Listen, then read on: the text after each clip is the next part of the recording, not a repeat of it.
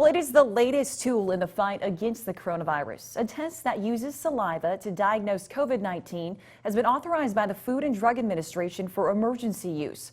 KIMT News 3's Raquel Hellman is finding out why this type of testing is a lot more appealing, not only to healthcare workers, but also patients who need to be tested. She joins us now live in Rochester to explain. Raquel?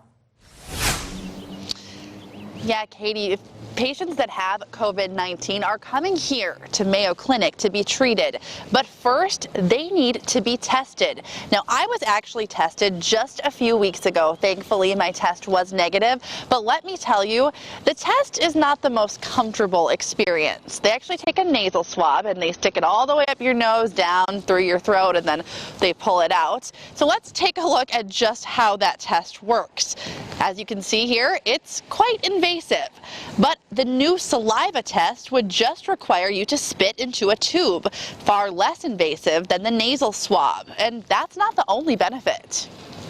On the plus side is the immense benefit at the population level to not have to be face to face with a healthcare worker, which puts two people at risk.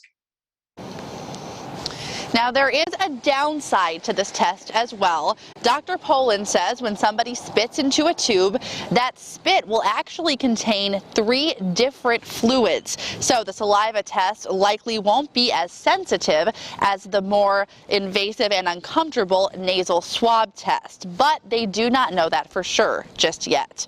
Live in Rochester, Raquel Hellman, KIMT News 3. Thanks, Raquel. The saliva test has only been approved for emergency use right now and is not being used at Mayo Clinic at this point.